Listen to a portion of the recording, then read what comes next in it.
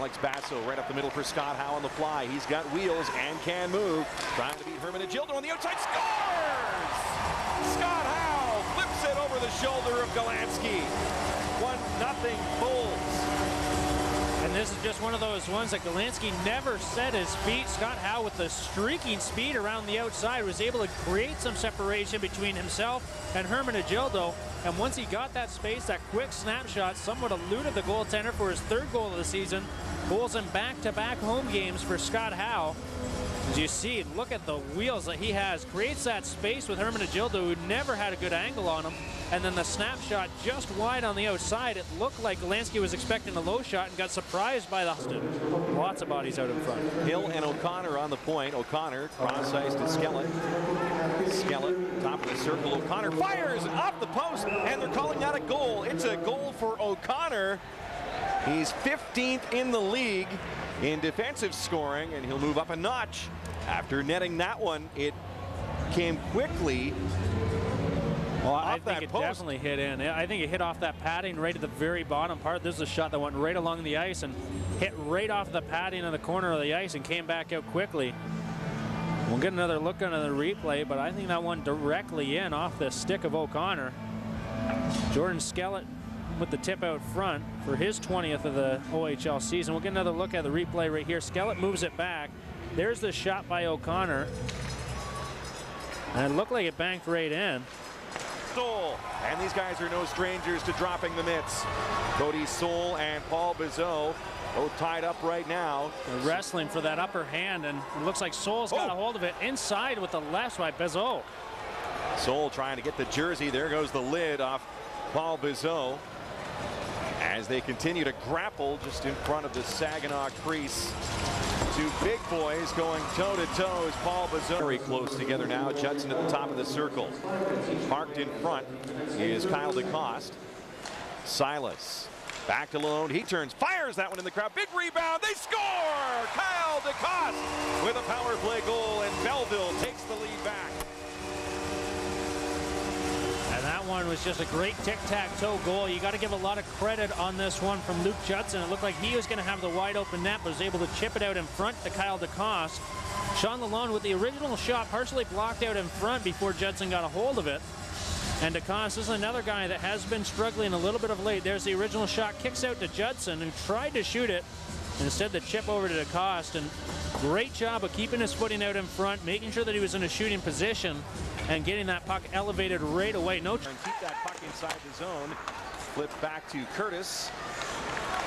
And Curtis sends it right across the blue paint at the line. Here's Basso, one last chance to shoot. No, centering pass, Broussard, they score!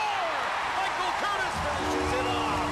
With 1 second to go, it's a power play goal for Belleville. Their second of the game. This is the puck movement that we were talking about. Michael Curtis just finishing this one off, and this is how Michael Curtis scores a lot of his goals. This is actually exactly how he scored his first goal in Sarnia. Right place at the right time, great awareness of where his teammates are and where he can be to finish this. Basso puts it down low, Aliardi across to Curtis, tic-tac-toe, and it's all young guys. A 16-year-old to a 17-year-old to a 16-year-old on the power play, and the young guns are coming up big.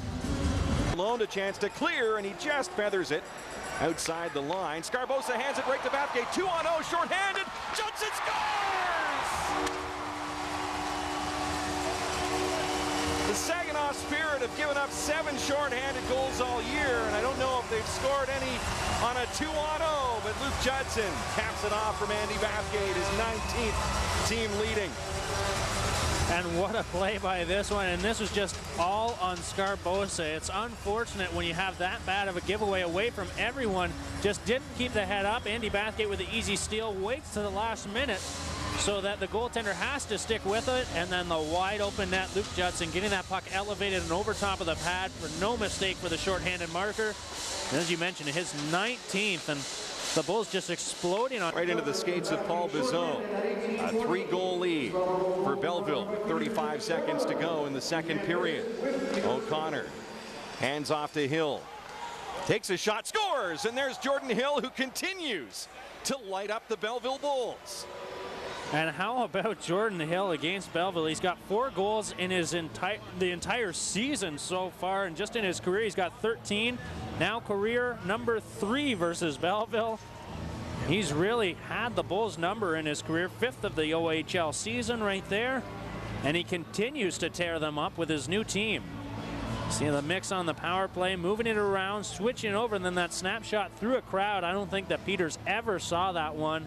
A quick snapshot that catches the goaltender off balance, and that's going to get off the backboards. Judson, and there's going to be a penalty here. And now Lalonde is dropping the gloves with Cody Soul, and he may have bitten off more than he can chew right here as Soul has given it to Shawn Lalonde, and Lalonde really taking a bunch of right hands from Cody Soul. Holding on for dear life and hoping to land a big shot at the end.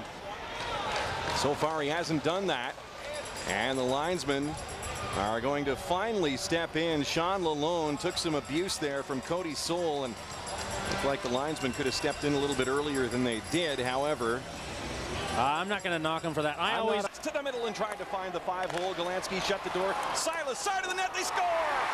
Aliardi shovels it by Galansky. 5-2 Belleville on their 3rd power play goal of the night. And this is a little bit tough for the Saginaw Spirit because one of the penalties had expired, and it was supposed to be Jordan Skellett coming out of the box, who was sitting out the original penalty that we had coming way back on Garrett Soul. He should have been out of the box, would have been able to come back in a defensive role, but instead the Bulls are going to have a little bit extra time on the 5-on-3. They move it around the outside, and Aliardi all alone on the far side here. No mistakes on the near side, sorry. No chance for Galansky. Wide open net for Alex Aliardi, and good for him to get one. Still out shooting Saginaw, and we got a fight right off the bat. Broussard and Camara, both rookies, and both of these guys are tough 16-year-olds, known to be able to really outmuscle a lot of their guys in their age group. Big right hands flying from both of these 2 youngsters. Broussard connects with a good right, and then another, and then lost his footing, and Camara ends up on top, but a pretty good battle. Camara knocked him silly at the very end there. Very well, knocked down by Hill. Judson still down and battling. What a battle those two have had all night. Jordan Hill and Luke here Judson. Go the gloves. Jordan Hill and Luke Judson are going to do battle, their 4th fight of the night. As Hill is thrown down by Judson, and no doubt he lost his footing on the back of the net. Yeah, that looked a lot more impressive than it actually was. That's for sure.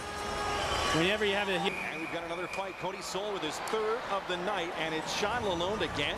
Yeah, Shawn Lalonde going after him again, wants to finish this one off. Well, he didn't get any shots in the first time, so there's a big left hand right off the bat by Shawn. Soul over the top. Soul still looks like he's in full control out there. Well, he's 6'5". Keep in mind, he's got a definite reach advantage on Shawn Lalonde, and the linesmen step in. Well, you got to give Shawn Lalonde. Here you have any of those guys remaining in the league? There's a lead pass right on the money for Skellett. He goes to the backhand, scores! Well, Jordan Skellett undresses Peters and sends it through the 5-hole on a perfect touchdown pass. As we are into the conference finals in the NFL tomorrow. Well, that looked like Peyton Manning sending it ahead right there. It was just an excellent pass and even a better finish by Skellett to, with pace, get a hold of this one, get control of it, get it settled down, watch as he protects it from the defenders, and then makes the goaltender slide off that post, obviously opening up the 5-hole.